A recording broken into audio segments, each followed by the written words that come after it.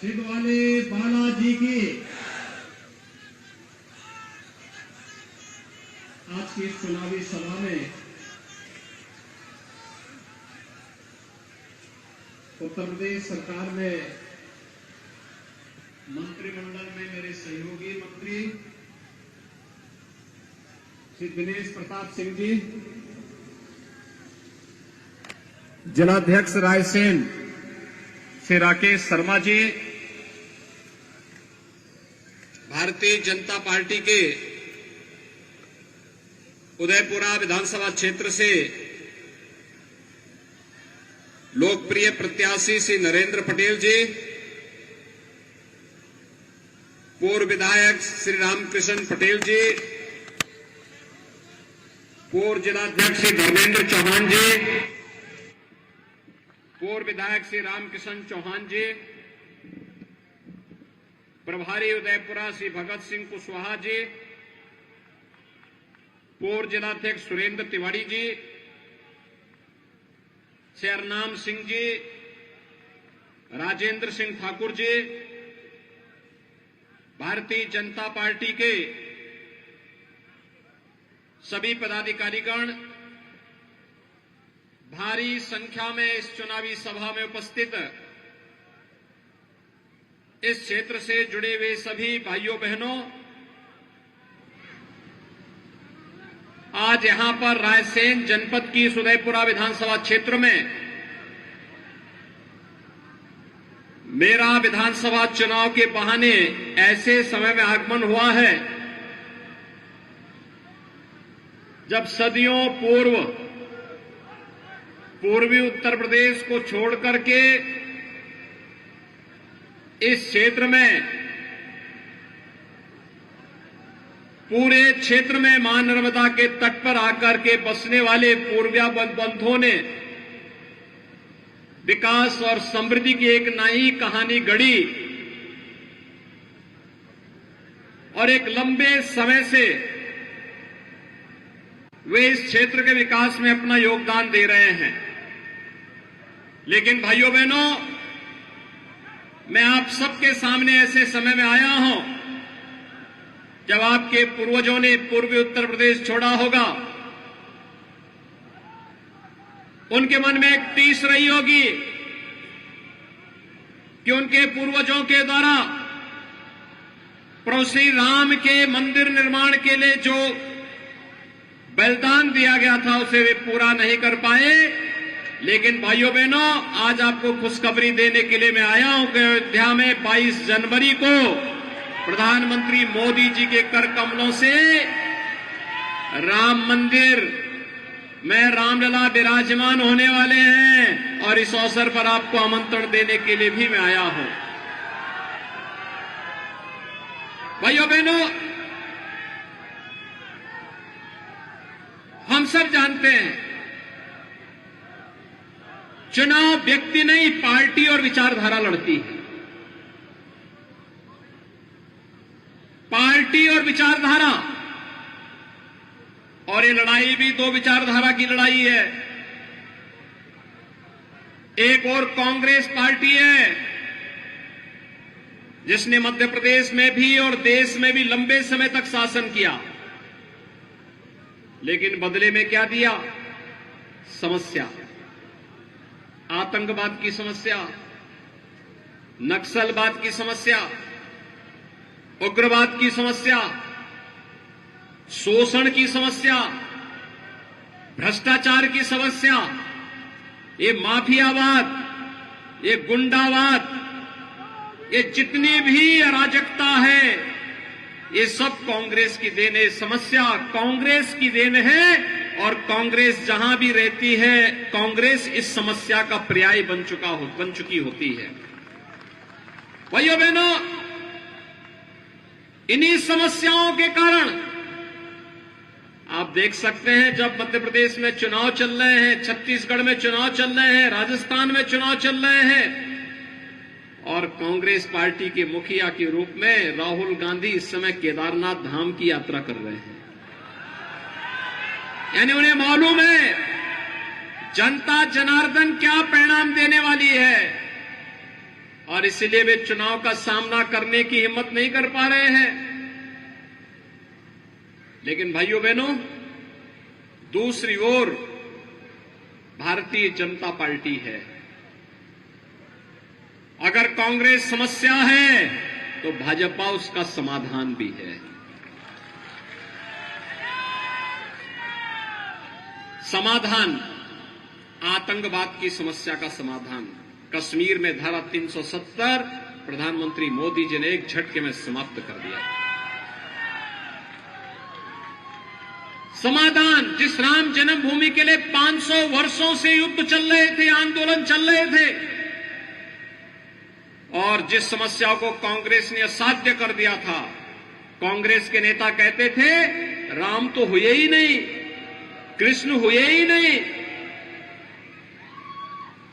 उस समस्या का समाधान भी भाजपा ने ही, प्रधानमंत्री मोदी जी के नेतृत्व में डबल इंजन की भाजपा सरकार ने एक झटके में करके आज राम मंदिर के निर्माण का मार्ग भी प्रशस्त कर दिया है। मैं पूछना चाहता हूं भाइयों बहनों, मैं पूछता हूं, जो आज काशी में काशी विश्वनाथ धाम देखने को मिल रहा है, क्या ये कांग्रेस कर पाती? क्या अयोध्या में राम मंदिर का निर्माण क्या कांग्रेस कर पाती? और महाकाल के महालोक का निर्माण भी क्या कांग्रेस कर पाती? भाइयों बहनों, कांग्रेस, जो मैं पहले भी कहा हूं, देश की समस्या का नाम है, और भाजपा उस समस्या का समग्र समाधान का नाम है। और इसीलिए भाइयों बहनों, आपने देखा होगा पिछले 9.5 वर्ष के अंदर प्रधानमंत्री मोदी जी के नेतृत्व में देश की तकदीर बदली है, तस्वीर बदल गई है। वैश्विक मानचित्र पर अगर आप देखेंगे तो भारत आज एक नई ऊंचाइयों को प्राप्त कर रहा है ना। भारत का सम्मान बढ़ा है दुनिया में। भारत को संकट मोचक के रूप में लोग देखते हैं, प्रधानमंत्री मोदी जी को देखते हैं। देश के अंदर आतंकवाद की समस्या का समाधान, नक्सलवाद की समस्या का समाधान, भ्रष्टाचार पर प्रभावी अंकुश और इंफ्रास्ट्रक्चर, वर्ल्ड क्लास इंफ्रास्ट्रक्चर होना चाहिए। हर घर नल की योजना, गांव-गांव की connectivity, airport, stadium, IIT, IIM, AIIMS जैसे वर्ल्ड क्लास के संस्थान बन रहे हैं, तो 1 डिस्ट्रिक्ट 1 मेडिकल कॉलेज की स्थापना का मार्ग भी प्रशस्त हो रहा है।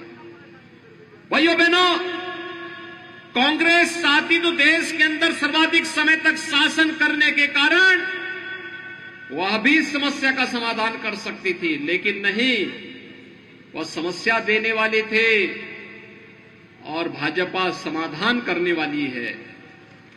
आपने देखा होगा श्री शिवराज सिंह चौहान जी के नेतृत्व में भारतीय जनता पार्टी की सरकार पिछले लगभग 2 दशक से मध्य प्रदेश में है। ये मध्य प्रदेश पहले बीमारू राज्य की श्रेणी में आता था और शिवराज जी के नेतृत्व में आज मध्य प्रदेश बीमारू राज्य से उभर करके एक विकसित राज्य की ओर अग्रसर हुआ है। विकास दर, कृषि विकास दर मध्य प्रदेश की देश के अंदर सर्वाधिक है। अग्रणी राज्यों में आज मध्य प्रदेश की भी गिनती हो रही है। यहां पर व्यापक परिवर्तन करने का कार्य यह शिवराज सिंह चौहान के नेतृत्व में भारतीय जनता पार्टी की सरकार ने किया है। भाइयों बहनों, आज जो परिवर्तन आप देखते हैं, हर गरीब के घर में शौचालय बन रहा है, हर गरीब के सिर को ढकने के लिए आवास मिल रहा है, हर गरीब को स्वास्थ्य की सुविधा के लिए 5 लाख रुपए का स्वास्थ्य बीमा का कवर मिल रहा है। और भाइयों बहनों, यही नहीं, कोरोना जैसी महामारी के दौरान 80 करोड़ लोगों को फ्री में राशन की सुविधा का लाभ, उज्ज्वला योजना में हर गरीब के पास, पहले क्या होता था, पहले तो कनेक्शन रसोई गैस का मिलता नहीं था, और मिल गया तो त्योहार के दिन जब घर में भोजन बनने की बात आती थी, पूरा परिवार एकजुट होता था, तब रसोई गैस का सिलेंडर समाप्त। अब सिलेंडर लेने के लिए जाओ तो वहां इतनी लंबी लाइन लगी रहती थी कि पुलिस के डंडे चटकने लगते थे। तो या तो पुलिस का डंडा खाओ और खाली सिलेंडर लेके आओ तो घर में बेलना से मार खाओ।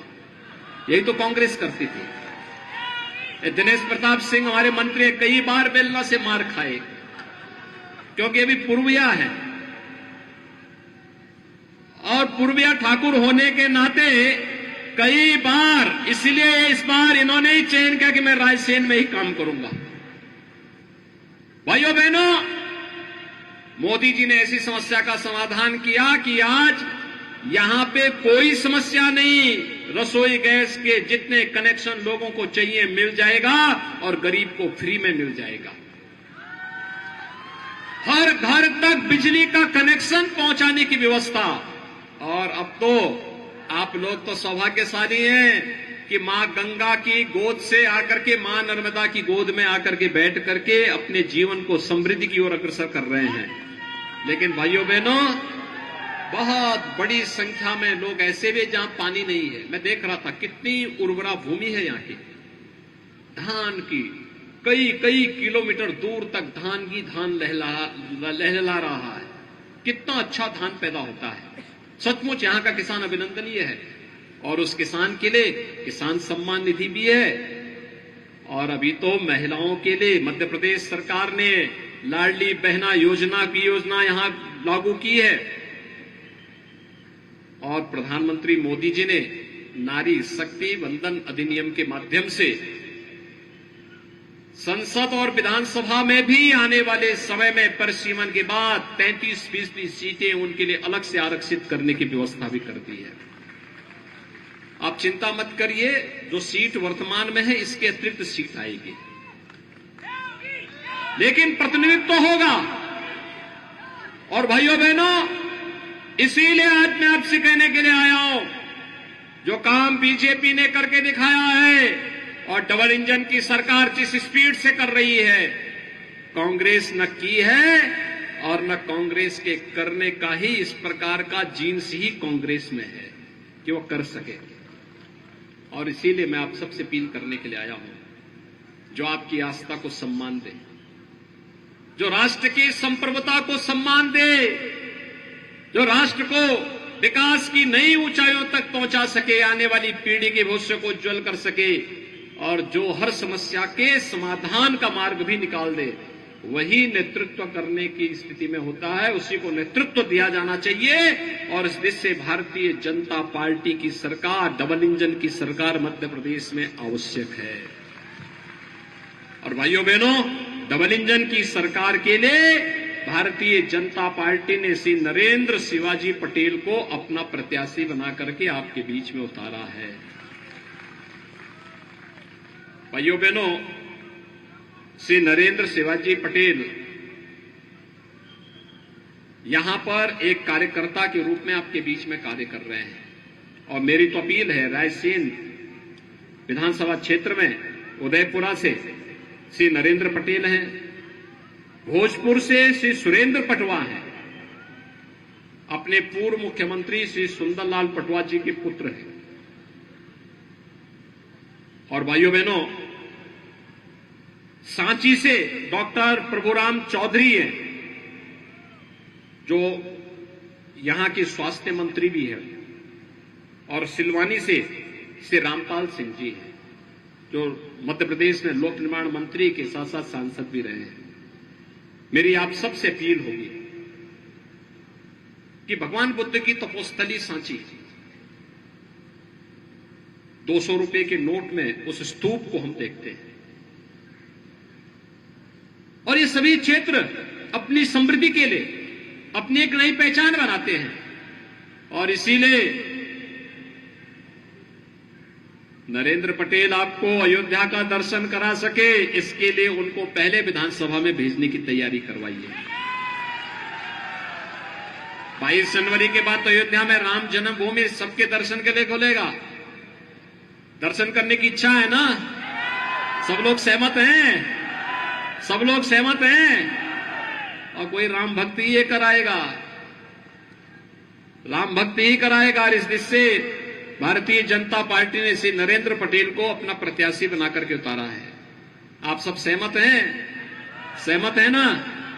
तो मेरे साथ एक बार जोरदार तरीके से बोलेंगे, भारत माता की, भारत माता की। कमल चुनाव चिन्ह पर श्री नरेंद्र पटेल को भारी बहुमत से विजयी बनाने की अपील करते हुए उदयपुरा से नरेंद्र पटेल को, भोजपुर से श्री सुरेंद्र पटेल को, सांची से डॉक्टर प्रभुराम चौधरी को, सिलवानी से श्री रामपाल सिंह जी को भारी बहुमत से कमल चुनाव चिन्ह पर चुनाव विजयी बनाने की अपील करते हुए मैं अपनी वाणी को देता हूं विराम। जय जय श्री राम। माननीय योगी जी को हम सबने सुना। हमारे अध्यक्ष भाई मोहरा सिंह जी आए और आभार व्यक्त